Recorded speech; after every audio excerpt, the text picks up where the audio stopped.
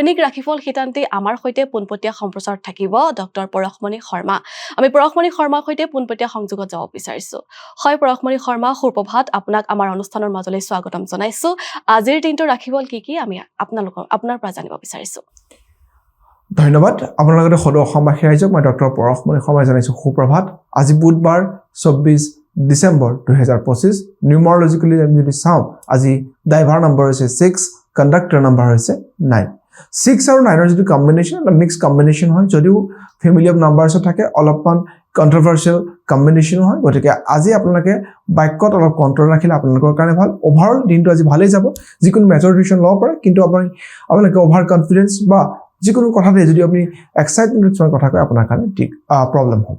যা নহওক, যিকোনো ইংৰাজী মাহৰে 1 তাৰিখ, 10 তাৰিখ, 19 তাৰিখ আৰু 28 তাৰিখে জন্ম লাভ কৰা ব্যক্তিসকলৰ কাৰ্ডনো কি কয় চাওক। তেওঁলোকৰ কাৰণে আজি কাৰ্ড আহিছিলে, মাইণ্ড কাৰ্ডটো অলপমান নিগেটিভ কাৰ্ড। তাৰ লগতে তেওঁলোকৰ কাৰণে যদি আমি গাইডেন্স কাৰ্ড লওঁ, লাভাৰ্ছ কাৰ্ডটো আহিছিলে। চাওক, 1 আৰু 6ৰ কম্বিনেশ্যন বা মিক্স কম্বিনেশ্যন হয়, আৰু 1 আৰু 9ৰ কম্বিনেশ্যন ভাল কম্বিনেশ্যনত পৰে। গতিকে দিনটোৰ প্ৰথম ভাগত অলপমান তেওঁলোকে প্ৰব্লেমছ পাব পাৰে। বিশেষকৈ তেওঁলোকে অলপ মেণ্টেলি ডিষ্টাৰ্ব হৈ থাকিব পাৰে, এগ্ৰেশ্যন বাঢ়িব পাৰে, বা যিকোনো কথাতে অলপ খেলি মেলি লাগিব পাৰে। কিন্তু দিনটোৰ শেষলৈ তেওঁলোকৰ কাৰণে ভাল হ'ব। গতিকে চিন্তাৰ কোনো কাৰণ নাই। যিকোনো ইংৰাজী মাহৰে 2 তাৰিখ, 11 তাৰিখ, 20 তাৰিখ আৰু 29 তাৰিখে জন্ম লাভ কৰা ব্যক্তিসকলৰ কাৰণে নাম্বাৰ 2 ব্যক্তি, নাম্বাৰ 2ৰ লগত নাম্বাৰ 6 গুড ৰিলেশ্যনশ্বিপে থাকে, কিন্তু নাম্বাৰ 2ৰ লগত নাম্বাৰ 9 অলপমান কমপ্লেক্স ৰিলেশ্যনশ্বিপ। কাৰ্ড আহিছিলে গাইডেন্স কাৰ্ডটো। গাইডেন্স কাৰ্ড যেতিয়া আহে, এতিয়া এটা ক'ৰবাত নহয় ক'ৰবাত তেওঁলোকৰ আজিৰ দিনটোত যিকোনো ধৰণৰ মেজৰ ডিচিশ্যন ল'ব লগা হ'লে, যিকোনো মানুহৰ যোনে এই বিষয়ে এক্সপাৰ্ট, তেওঁৰ পৰা যদি গাইডেন্স লৈ কাউন্সিলিং কৰে, তেওঁলোকৰ কাৰণে ভাল। নিজাববীয়াকৈ যদি কিছুমান ডিচিশ্যন ল'বলৈ যায়, তেওঁলোকৰ কাৰণে প্ৰব্লেম হ'ব পাৰে। যিকোনো ইংৰাজী মাহৰ 3 তাৰিখ, 12 তাৰিখ, 21 তাৰিখ আৰু 30 তাৰিখে জন্ম লাভ কৰা ব্যক্তিসকলক আমি কওঁ নাম্বাৰ 3 ব্যক্তি। 3ৰ লগত আজিৰ যিটো কম্বিনেশ্যন 6 আৰু 9, খুব ধুনীয়া কম্বিনেশ্যন। 3, 6, 9 টেছলা থিয়ৰী মতেও আপুনি যদি চাই, খুব এটা ধুনীয়া 3, 6, 9ৰ যিটো কম্বিনেশ্যন, খুব এটা ভাল কম্বিনেশ্যন। কাৰ্ড আহিছিলে উই আৰ দ্য ৱৰ্ল্ড। চাওক, উই আৰ দ্য ৱৰ্ল্ড অহাৰ লগে লগে আপুনি গম পাব যে আপোনালোকে আজি মিলিজুলি যদি কাম কৰে, আপুনি ছাকচেছ পাব। লগতে টিম ৱৰ্কত আপোনাৰ বেনিফিট আছে, বন্ধুৰ পৰা আপুনি সহায় পাব।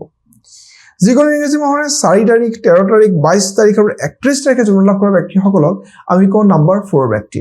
নাম্বাৰ 4ৰ লগত নাম্বাৰ 6 আৰু নাম্বাৰ 9 দুটাই এটা ৱৰ্ছ কম্বিনেশ্যনত আহে। গতিকে আজি নাম্বাৰ 4 ব্যক্তিসকলে স্পেচিয়েলি যিকোনো কাম কৰাৰ ক্ষেত্ৰত অলপ সাৱধান হ'ব লাগিব। কাৰ্ডো আহিছে লেজিনেছ। আজি তেওঁলোকৰ নিজৰ লেজিনেছ বা কিছুমান ইগনৰেঞ্চৰ কাৰণে তেওঁলোকৰ অলপমান কথাবিলাকত খেলি মেলি লাগিব পাৰে। গতিকে পৰাপক্ষত আজিকালি লেজিনেছটো আঁতৰাই পেলাই যিমান পাৰে এক্টিভলি কাম কৰিলে তেওঁলোকৰ কাৰণে ভাল। যিকোনো ইংৰাজী মাহৰে 5 তাৰিখ, 14 তাৰিখ আৰু 23 তাৰিখে জন্ম লাভ কৰা ব্যক্তিসকলক আমি কওঁ নাম্বাৰ 5ৰ ব্যক্তি। নাম্বাৰ 5ৰ লগত নাম্বাৰ 4 আৰু নাম্বাৰ যদি আপুনি 6ৰ কম্বিনেশ্যন চাই, নাম্বাৰ 9ৰ কম্বিনেশ্যন চাই, এই কম্বিনেশ্যনটো অলপমান অসুবিধা হ'ব, কাৰণ আজি কাৰ্ড নাম্বাৰটো আহিছিলে 4। গতিকে লেট গ' কৰিব লাগিব। নাম্বাৰ 5 ব্যক্তিসকলে আজি যিকোনো ক্ষেত্ৰত লেট গ' কৰে, আৰু আজি যদি মেজৰ ডিচিশ্যন নলয়, সৰু সৰু ডিচিশ্যন ল'ব পাৰে, মেজৰ ডিচিশ্যন নলয়, আৰু যদি ল'ব লগা হয় দিনটোৰ ভাগতে যদি তেওঁলোকে লয়, তেওঁলোকৰ কাৰণে ভাল।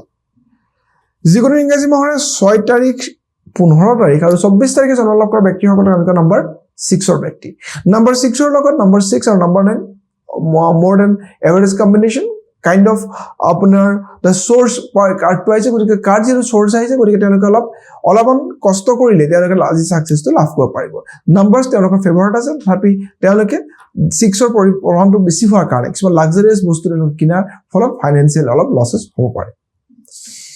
যিকোনো ইংৰাজী মাহৰে 7 তাৰিখ, 16 তাৰিখ আৰু 25 তাৰিখে জন্ম লাভ কৰা ব্যক্তিসকলৰ কাৰণে নাম্বাৰ হৈছে নাম্বাৰ 7। তেওঁলোকৰ কাৰণে আজি যিটো কম্বিনেশ্যন আছিল 6 আৰু 9ৰ এটা মিক্স কম্বিনেশ্যন পাব।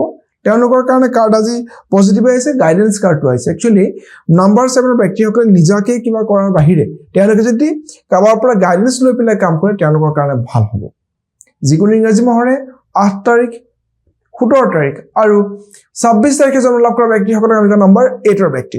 নাম্বাৰ 8ৰ লগত নাম্বাৰ 9 আৰু নাম্বাৰ 6 এটা মিক্স কম্বিনেশ্যনত আহে। কাৰ্ড আহিছিলে কণ্ট্ৰল কাৰ্ডটো।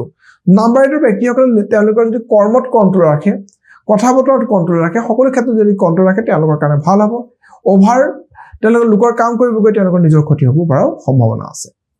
একেবাৰে শেষত যিকোনো ইংৰাজী মাহৰে 9 তাৰিখ, 18 তাৰিখ আৰু 27 তাৰিখে জন্ম লাভ কৰা ব্যক্তিসকলক আমি কওঁ নাম্বাৰ 9ৰ ব্যক্তি নম্বৰ 9ৰ লগত নম্বৰ 6 ধুনীয়া combination number 9 again good combination যেটো দিনটো ভাইব্ৰেচন 6 9ৰ কম্বিনেশ্যন আছিল গতিকে আজি তেওঁলোকে মিলি জুলি বহুত কাম কৰিব পাৰিব আগতকে আজি ভাল ৰেসপন্সিভ হ'ব জাস্ট অলপমান ইগো আৰু অলপমান ক'বাত নহয় ক'বাত লোকৰ কাৰণে কৰা কামৰ ফলত তেওঁলোকৰ অলপ অসুবিধা হ'ব পাৰে চাওক নতুন বছৰ আহি আছিল আমি ৰাশিৰ কথা আমি পাতি আছিলো আজি আমি ৰাশিৰ বিষয়ে যদি ক'ব বিচাৰো তেতিয়া হলে তুলা ৰাশিৰ জাতক জাতিকা সকলৰ বিষয়ে ক'ব পাৰিম তুলা ৰাশিৰ জাতক জাতিকা সকলৰ বিষয়ে আমি যদি চাওঁ তেতিয়া হলে তেওঁলোকৰ এই গোটেই 2026 বৰ্ষটোত ফাইনান্সিয়েল ক্ষেত্ৰত ভাল আছে কেৰিয়াৰৰ ক্ষেত্ৰত পঢ়া শুনাৰ ক্ষেত্ৰত সকলো ফালৰ পৰা ভালে আছে কিন্তু ৰিলেশনশ্বিপৰ ক্ষেত্ৰত আৰু সন্তানৰ ক্ষেত্ৰত অলপ অসুবিধা আছে যিবিলাক ব্যক্তিৰ ৰিলেশনশ্বিপৰ ইস্যু চলি আছিল এই বছৰটো অলপ বেছি হ'ব বা নৰ্মেল ৰিলেশনশ্বিপৰ অলপমান প্ৰবলেমছ আহাৰ চান্স আছে মিছ কমিউনিকেশ্যন হোৱাৰ চান্স খুবেই বেছি আছে গতিকে মিছ কমিউনিকেশ্যন ঠিক কৰিব কাৰণে চেষ্টা কৰিব